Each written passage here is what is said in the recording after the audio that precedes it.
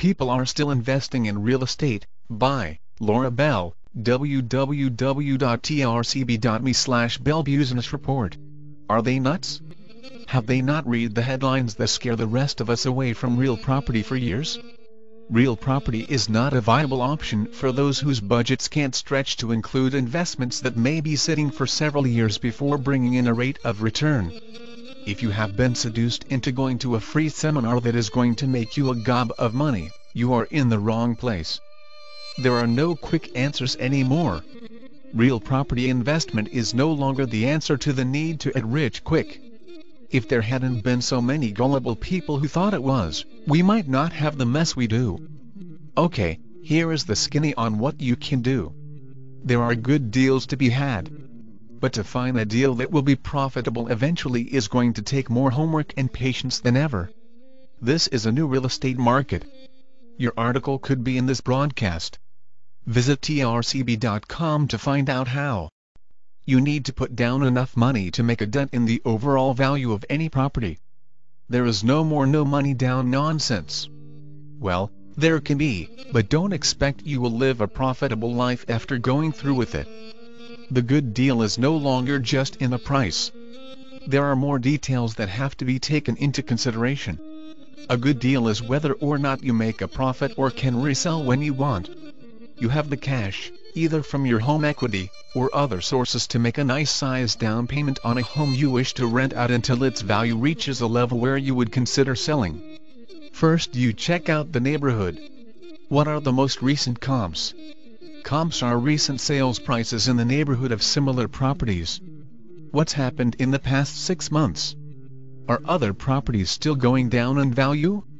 Is the neighborhood dotted with foreclosed and vacant properties?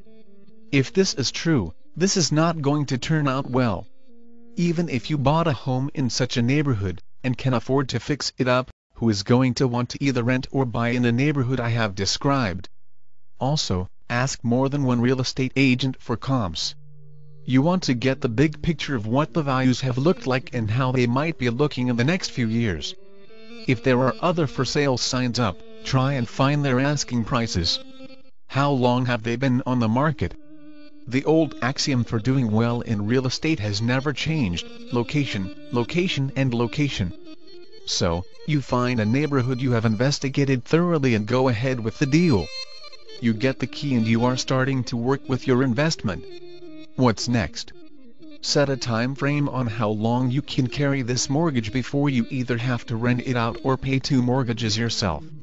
Okay, I purposely wrote in this order to see if you got the point. This is the wrong way to go about it. You need to ask yourself these questions first. Not, buy and hope you can get some money back before my own finances are going to be in danger. Set a limit for what you are going to do in the way of fixing up and how much effort you are going to put into this as far as marketing. Do not depend on realtors. They are too busy holding the hands of foreclosure victims trying to work out short sales. Oh, and one new caution. You are not going to rent to have those dollars pay your total mortgage. You are going to rent to subsidize your mortgage. If have a time lag between rentals, what are you going to do? Look at all aspects before jumping. A tax write-off might be the only benefit in the first few years. Can you afford it? There is a big push to sell the public on the idea that foreclosed homes are the way to go. After all, everyone wants their piece of the American dream. Okay, hold it right there, buddy, advertiser, that is. That's how we got into this mess to begin with. We want the American dream, but it has to make financial sense. I have been reading some advice about this on the web. Here is the nutshell. Buying foreclosures is an iffy proposition and takes a whole lot of patience. There can be liens on the homes from previous non-payment of taxes, etc., which you might not be able to find out before you buy. There also may be repairs that you can't see because you are not allowed to have an inspection if it's sold at auction.